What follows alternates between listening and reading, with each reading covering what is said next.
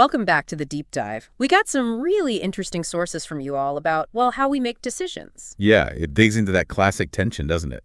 Between feeling and thinking, emotion and logic. Exactly. So our mission today is basically to unpack that.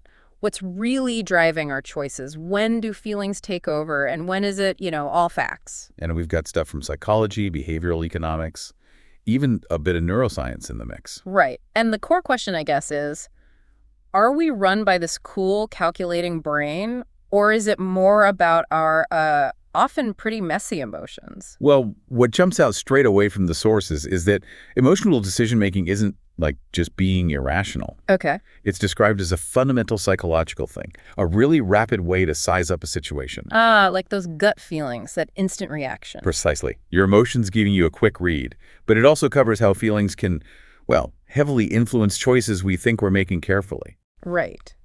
And it's not just about getting swept away. There's this idea of emotional intelligence, too, isn't there? Like understanding your feelings to actually make better choices. Yeah, managing them. But then, behavioral economics comes in and sort of complicates the picture. How so? Well, traditional economics often just assumes we're rational actors, Yeah. right?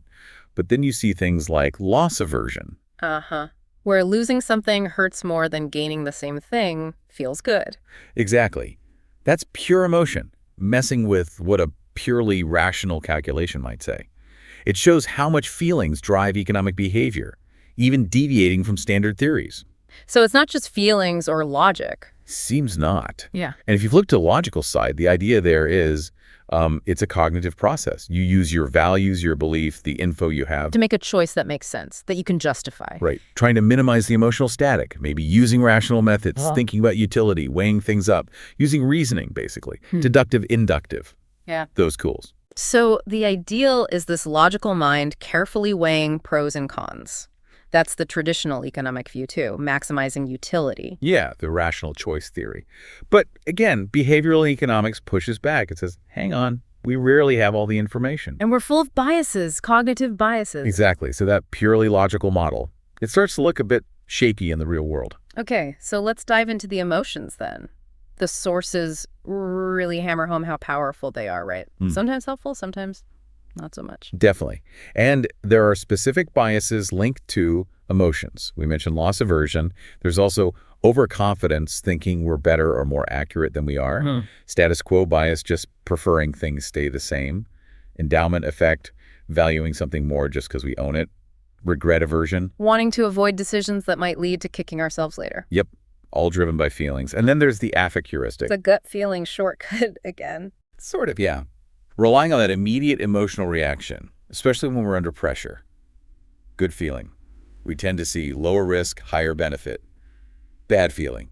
The opposite. That makes sense. It's like an emotional barometer. And there's even a potential biological underpinning the somatic marker hypothesis. Okay.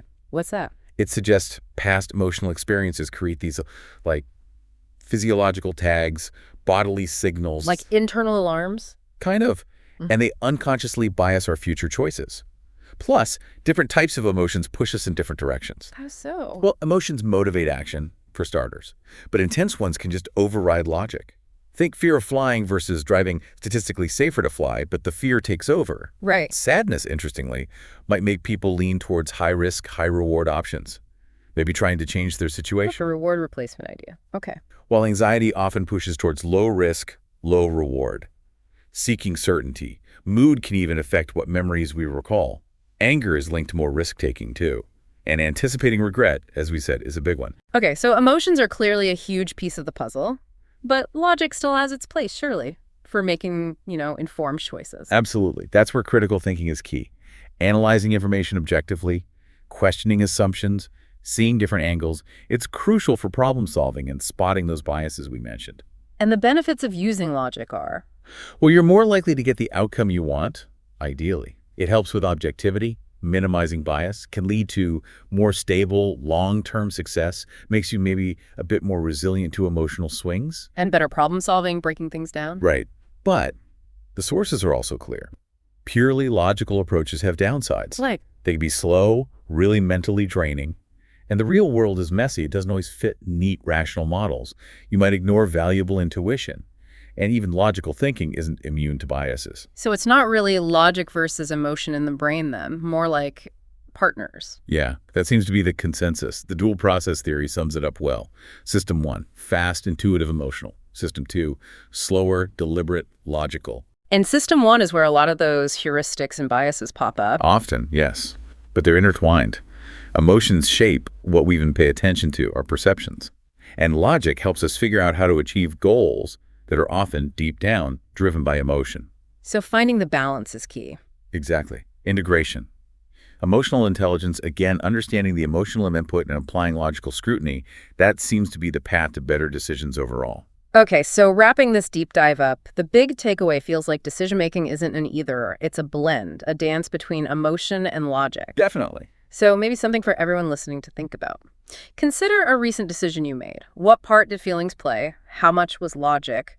And looking back, did that balance feel right for how things turned out? Yeah, maybe a final thought to chew on. We live in a world that really seems to champion rational choices, right? Logical, data-driven.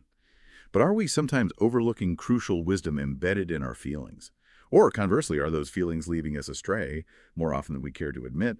Finding your right balance, that's an ongoing reflection, isn't it?